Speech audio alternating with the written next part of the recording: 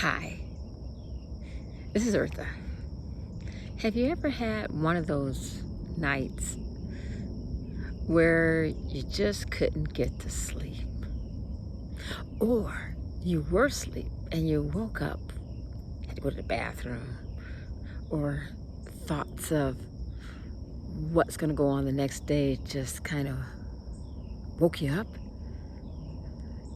And you tossed and you turned, and the next thing you know, it's daytime.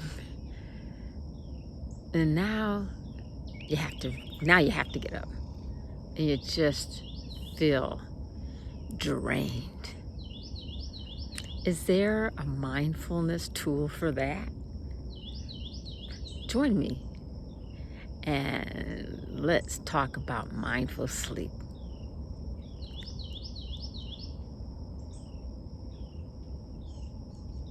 Daytime. Yeah. Hi, welcome to Transition Awareness Breathing Podcast. This is Eartha. I'd like to start us off today with a riddle. What is something that most people want more of, yet most people can't get enough of? Okay, did you guess? All right. Well, that's what our podcast is going to be about. The answer to the riddle is sleep. Did anyone say money or space or... Well, and that all may be true as well. But today, we're going to talk about how to sleep mindfully. And what this is focused on is to bring our awareness to our body when we're trying to go to sleep. Statistics show, according to mindfulness.org, states that 80% of Americans are sleep deprived. That number is pretty high, considering for adults, most adults should get anywhere from 7 to 8 hours of sleep. So what's keeping us awake at night?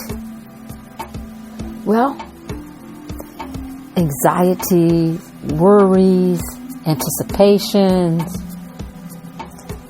Those are the distractors and the drainers. They suck the energy out of us. Did you know that stress and anxiety can prevent our body from healing? Well, if you kind of think about it, if we are awake and we're not allowing our bodies to rest and to go into those different states of sleep, the body is continually working. It's not allowed to recharge. As a result, we may become moody,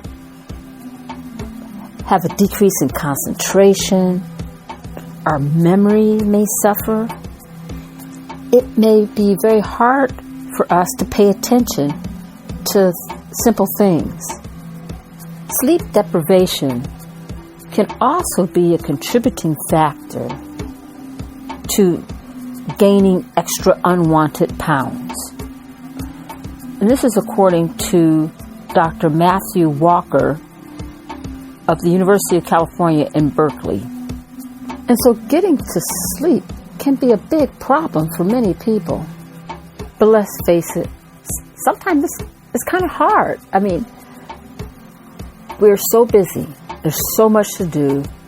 And although we have the technology to do more, what is it costing as far as ourselves in recharging? I'd like to share some tips that may help you get to a more quality sleep and rest.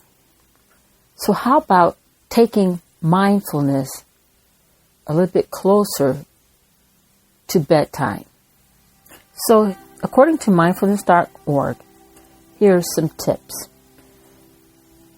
If you find that you cannot go to sleep after 20 minutes, it's just best to get up. Try not to force yourself to go to sleep. You know, you're laying there and you're closing your eyes, and then you find yourself tossing, turning.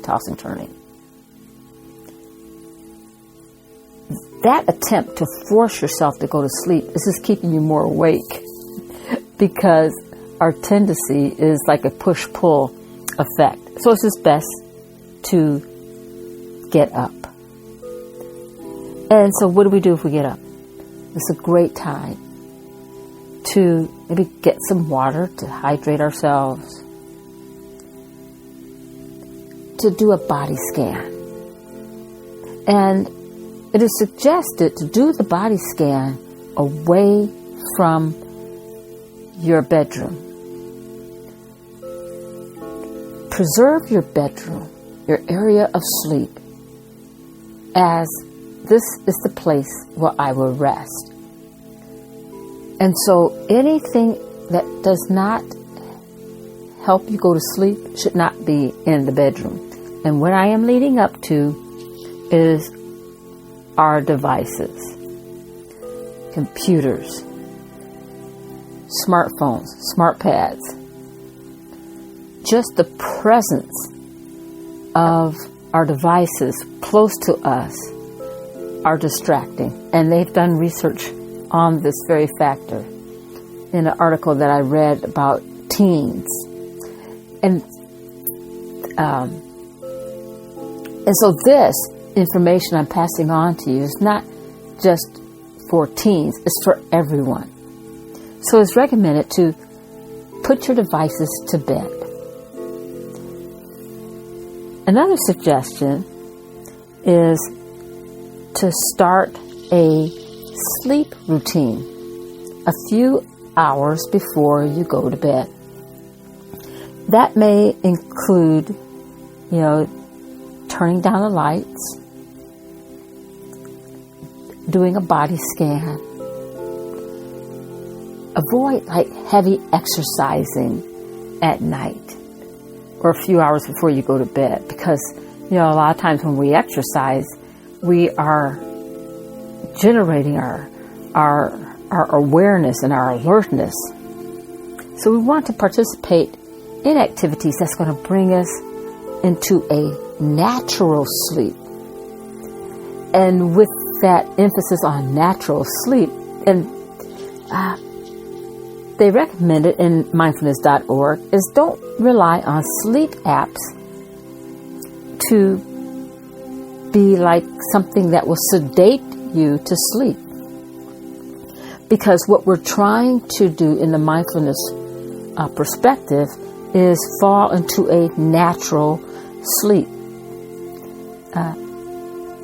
What happens if the app crashes and you've built yourself on I'm going to listen to my app, or maybe the phone dies? I mean, how many times has that happened to me?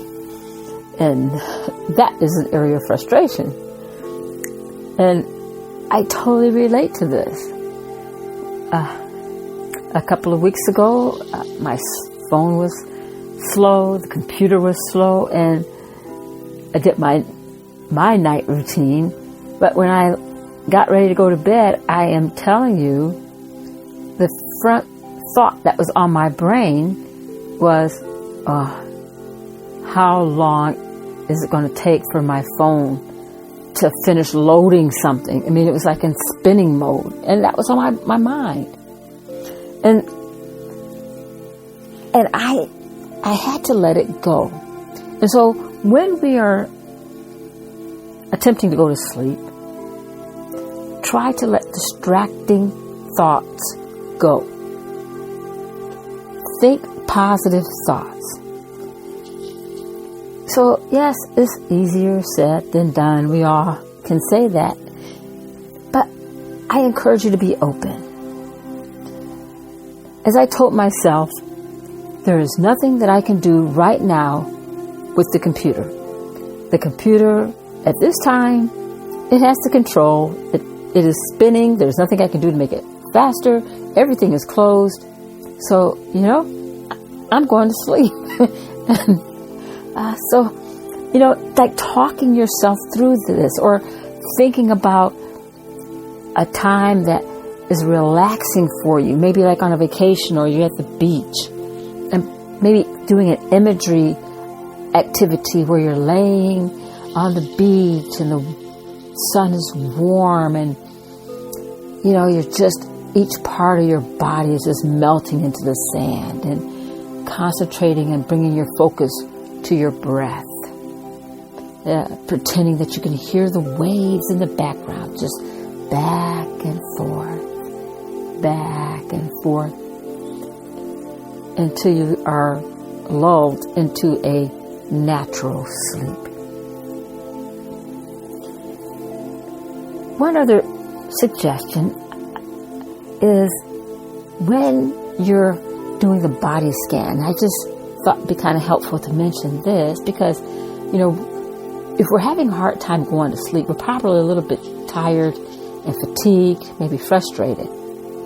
So what I would suggest is, as you're doing your body scan, concentrate first on the surface where you're sitting or wherever you're comfortable at.